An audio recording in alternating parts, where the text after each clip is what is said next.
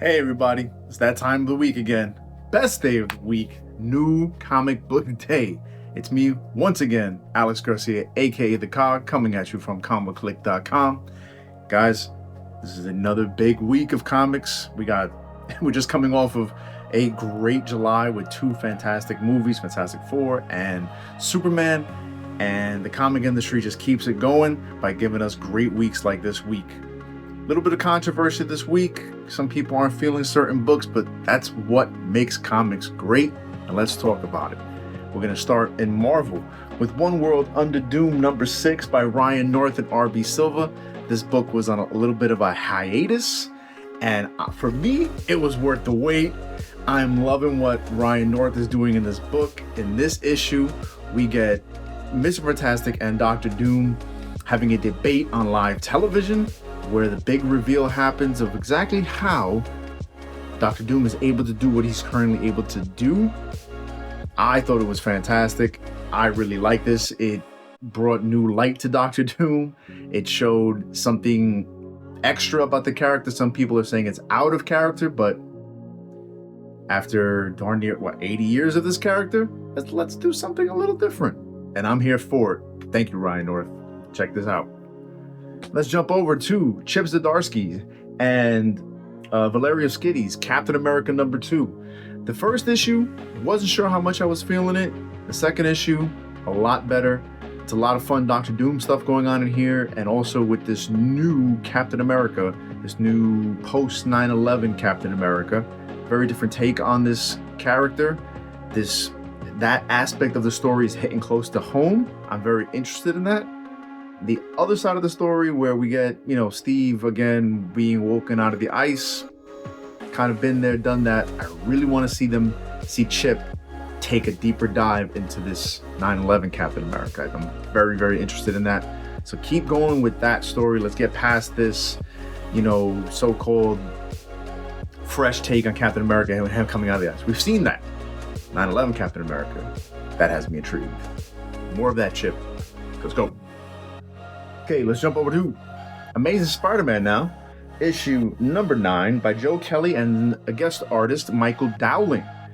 This is right after the beating, the fight he had to have with Hell's Gate. Now we got Peter slowing it down. He's dealing with the ramifications of that battle. He's a little beat up. He's having to, deal with family members and friends. It's a slow down issue. I like that. I like when not everything is constantly being beaten over the head. Fun interaction Peter has between him and Mary Jane. If you know what's going on with her, then you kind of know what happens in this issue. But I like the way Peter plays on it. And also, at the end of the issue though, we get Pete looking like he's finally going to let go of some frustration.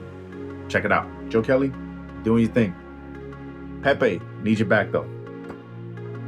Let's check out Moon Knight number 11, Fist of Khonshu, by Jed McKay, and guest artist we got Mr. Domenico Carboni. Now again, this is a kind of a lot like with Spider-Man. This is a slow down issue, right? We got Moon Knight dealing with what just happened, him finally defeating that Asgardian dude. Now he's just slowing it down, right? The Midnight Mission is back on track. He's trying to see exactly what he should be doing, trying to deal with all these personalities of his. Good stuff. Jed, this is still probably arguably like the best Marvel book on the shelf. I really like when comics do this, and Jed, you do it very, very well. And also we got Michael Carboni. Getting ahead of myself. But still good stuff. Don't miss this book. Jed, this is by far your favorite book that I'm doing. Thank you. Let's jump over to Uncanny X-Men number 19. Got Gail Simone and David Marquez back on the art. I was not expecting to like this issue as much as I did, but I did. Gail, getting the book back on track. Really liking what you're doing with Death Dream and Jitter and Ransom and the new gang. And I really liked how you played back into a story beat from way early in the series, right? We got Jubilee being basically summoned because she's got to deal with something that happened very early on in the series. So I'd like to see how it comes around. Gail, you write a pretty good Deadpool. I'm really, really liking that. And I can't wait to see where this series keeps going from here. And please, please keep David on the book. Mr. Marquez, killing it. Loving your art. Good stuff. Let's jump over to that Ultimate Universe, guys. We got Ultimate X-Men by Peach Momoko. This is the penultimate issue before she finishes this next arc. And guys, this has all been great stuff. This is a completely different take on the X-Men. In the world of Japan, in the Ultimate Universe, we got the Children of the Atom, which is like a cult, going up against the X-Men, but not the X-Men that any of us know and love. This is a completely different take on the X-Men, and I'm really enjoying it. And I keep giving props to Peach Momoko. She's able to draw and write a great story every month. This is great stuff because it's all leading to the reappearance of that Maker guy, right? He's gonna show up any minute now, guys, and cause havoc. A lot of these books are set to end. What kind of ending is gonna be there? I don't know, but I'm looking forward to the ending of this story arc. Peach doing great stuff. Really, really enjoying this. Can't wait to see how this maybe seemingly final battle between the Children of the Atom and the X-Men. Good stuff. Thank you.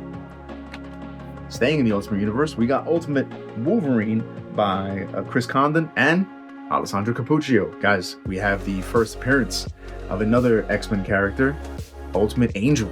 Or is it Archangel? Not really sure, not quite sure. But the way Alessandro draws him, unbelievably gorgeous. We have Wolverine still reeling from being set free from the programming of this Weapon X and dealing with the ramifications of that, as well as we get some slaughtering of some characters in this comic, guys. Don't get attached to anybody. It's the new Ultimate Universe. Anything can happen, and anything does seem to happen, and I can't wait to see where this keeps going. Chris doing a great job on this book. Keep it going, and I can't wait to see how you make this all tie into the greatest game of the Ultimate Universe. So good stuff, especially this with Ultimate X-Men. Whew, where's it gonna go? Now, guys, let's jump over to Dynamite. We got ThunderCats number 17, Declan Shelby and Drew Moss keep killing it on this book. Really loving this cover. This cover is absolutely gorgeous. Love seeing Mumra. And guys, lots of things coming to a head. Some might say it's been a little bit slow, but seeing Bengali back in the pages of ThunderCats, that gets me hopeful. We got a little bit of a love triangle going on. I'm not going to say with who, but you can kind of figure it out. As well as some revelations with regard to Apex. ThunderCats has been killing it. ThunderCats lost. Loving this whole universe. I can't wait to see where it keeps going. Drew and the gang, Ed Brisson, keep it coming with ThunderCats. Loving it. Now let's jump over to the Herculoids, Tom Fangausi and Craig Rousseau. Guys, you guys just keep killing it. You keep killing all these books. Dynamite knows how to take these properties and just elevate them. From the 15-minute little cartoons that I used to enjoy on Toonami on Cartoon Network to giving me such deep character exploration of my boy Igu, right? The ape, where he's going through a change that we people take for granted, and we don't know a lot about these animals, these creatures, these animals, that we've come to love over the decades of their creation. And seeing what he does with them in this book and how it relates to the family, good stuff. Tom, Craig, you guys keep doing a good job. And Craig, I feel like you're really coming into your own with the art. It's growing on me. I'm loving it. Can't wait to see where the Herculoids goes. Maybe we'll get a Herculoid Space Ghost crossed over. Make it happen. Now let's jump over to DC. We got Absolute Superman number 10 by Jason Aaron and Mr. D. Giamenco. I can't quite remember the first name. Carmine Di Giamenco. Guys, the Italian artist. Once again, I gotta keep giving props to those guys. Killing it on mainstream books. Loving it. Love seeing all these Italian artists. And this issue of Absolute Superman, awesome. Jason Aaron just keeps ramping this up. How Absolute Superman has to deal with the Ra's al Ghul. And we get finally the first appearance, or supposedly the first appearance, of another character closely associated with Ra's al Ghul. Really loving where this story's going. Loving how Superman he's trying to be that noble Superman, but when you're going up against Ra's al Ghul, maybe you can't be so noble. Don't miss out this issue, guys. Absolute Superman, awesome stuff. And guys, a series I was able to catch up on a little bit recently, Ron V and Amand RK and Mike Spicer.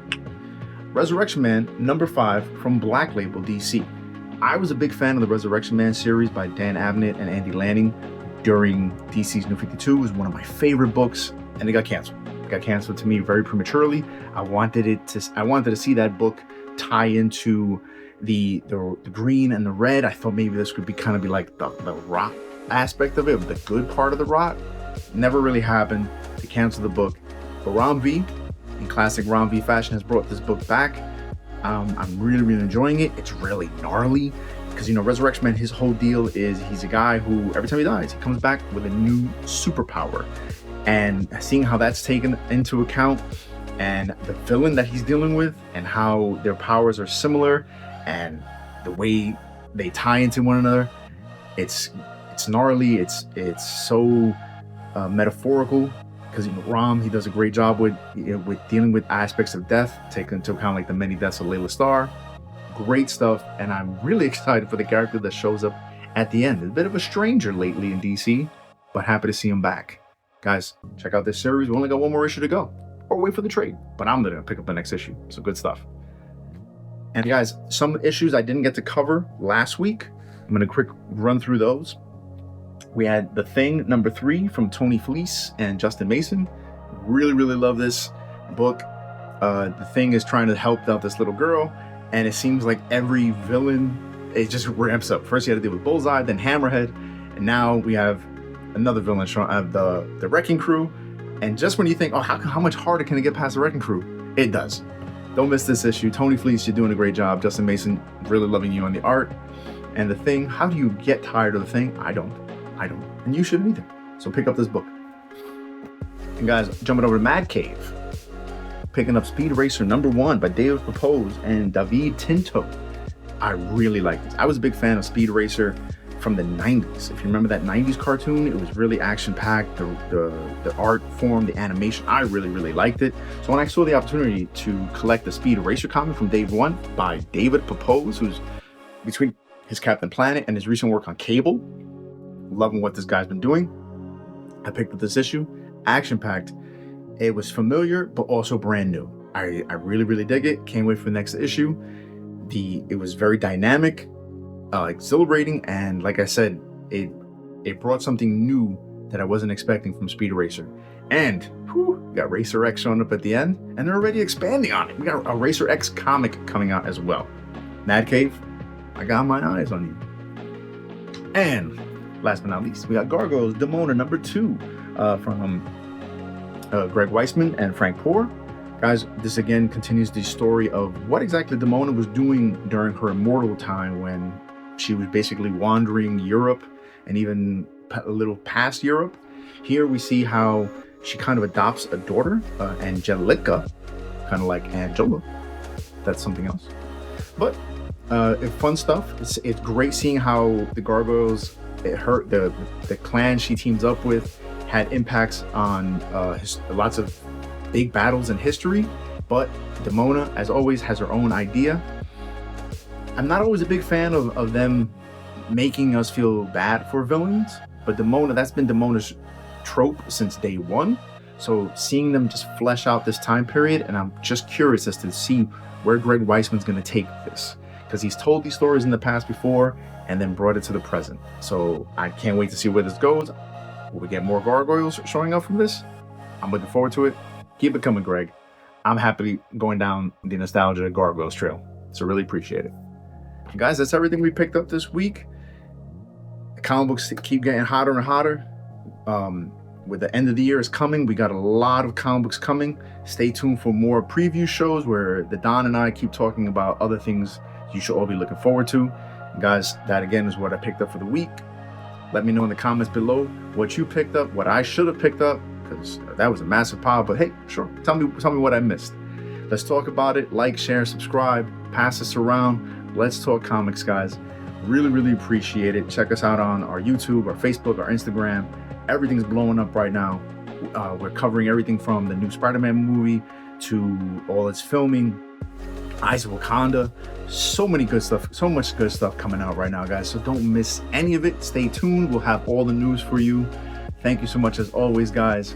And as always, keep print alive. Read more comics. Thank you so much.